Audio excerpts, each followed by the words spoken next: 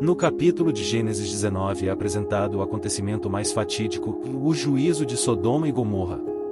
O texto prossegue o iniciado em Gênesis 18, quando Abraão intervém por Sodoma e Gomorra e Deus mostra que irá analisar a intensidade do pecado deles.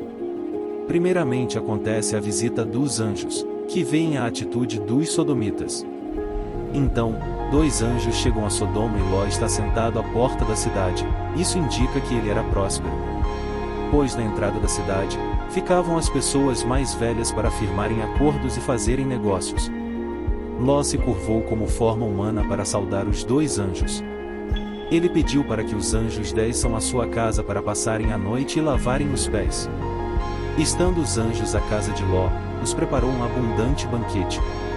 Houve essa gentileza de Ló, porque a cidade poderia ser perigosa aos recém-chegados. As visitas ilustres não haviam se deitado, quando a casa de Ló é invadida por homens violentos e perversos, que estavam determinados a abusar dos visitantes. Neste momento Ló mostra coragem e pede às visitas que fiquem em sua casa, sob sua proteção. Ele chega até arriscar a vida de suas filhas, para que as visitas sejam poupadas da incursão. A situação leva a entender o porquê das denúncias contra esta cidade, de chegar aos ouvidos de Deus. Os anjos respondem a Ló, para sair do caminho, ficando contra ele, mesmo sendo ele tão importante na cidade. As visitas celestiais fazem Ló entrar para dentro de sua casa. E os homens cruéis que estavam à entrada da casa, foram atingidos e feridos de um forte clarão que os causaram cegueira, de modo que jamais conseguiam encontrar a entrada da casa. Assim Ló e sua família foram poupados do atentado desumano. Os anjos do Senhor constataram a maldade deste povo e quase fizeram o juízo de Deus na cidade. Mas, estando eles repletos da compaixão de Cristo, pedem para que Ló e sua família deixem este lugar. Pois na cidade não haviam pessoas justas que merecessem ser poupadas e Deus iria destruí-la. Ló, hesitante em sair da cidade, faz com que os anjos o peguem pela mão, bem como sua mulher e filhas, e os fazem sair, os conduzindo para fora da cidade. Deus, por sua graça, bondade e generosidade, dá a salvação a Ló. Os anjos pedem para que Ló fuja para as montanhas, mas suas palavras demonstram seu medo de sofrer algum mal ou morrer. Ló também se preocupou quanto ao lugar que os anjos haviam lhe indicado como seguro. No fundo ele queria ir para uma outra cidade e apontou para Segor, que significa pequeno. Era uma das cidades associadas a Sodoma e Gomorra. E estava destinada a também ser destruída, só foi poupada a pedido de Ló, pois ali ele ficaria com sua família. Quando o sol se erguia, Ló entrou na cidade de Segor. Enquanto Deus fazia chover em Sodoma e Gomorra enxofre e fogo vindos fulminantemente do céu, destruindo estas cidades, com tudo que havia nelas desde os habitantes até toda a vegetação do solo. Para alguns estudiosos a chuva de fogo poderia indicar uma erupção vulcânica ou algum desastre da natureza. Ou alguma queda de um cometa. Então, os anjos deram uma ordem para Ló e sua família. Quando saíssem da cidade não deveriam olhar para trás. Mas, a esposa de Ló descumpriu a ordem e olhou para trás, vendo a destruição da cidade. Sua desobediência custou sua vida, ela pereceu e por isso foi convertida em uma estátua de sal. Na manhã seguinte de tudo o que ocorreu, Abraão de longe olha para a cidade e vê a fumaça que subia da terra como uma fornalha e constata que não havia um sequer sobrevivente. Tudo foi destruído pelo juízo de Deus, devido à perversidade destas cidades. E se não fosse pela inclinação de Deus ao seu tio Abraão, Ló teria morrido junto com os habitantes de Sodoma. Ló havia pedido ir para Segor e foi atendido, mas pela devastação das cidades, ele não se sentiu seguro neste lugar e partiu para as montanhas para viver em uma caverna. Em decorrência disso, as 2 filhas de Ló cometeram uma transgressão com ele. Elas conspiraram juntas, pois pela destruição das cidades não havia outros homens, a não ser seu pai, e por isso elas tomam a atitude de deixá-lo bêbado o suficiente para que ele pudesse tomá-las e assim manter sua linhagem.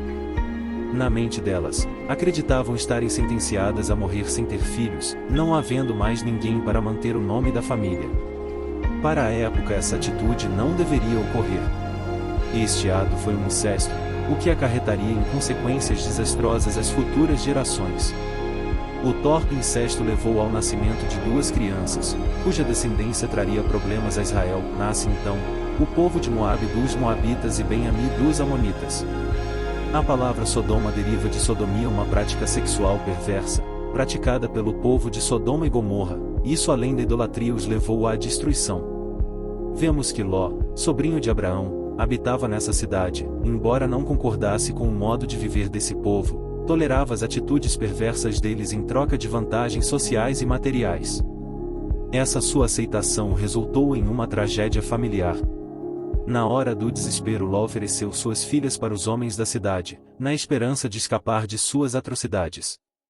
Este, por sua vez, não voltaram atrás, em suas intenções, precisando Ló da intervenção dos anjos do Senhor para o escape.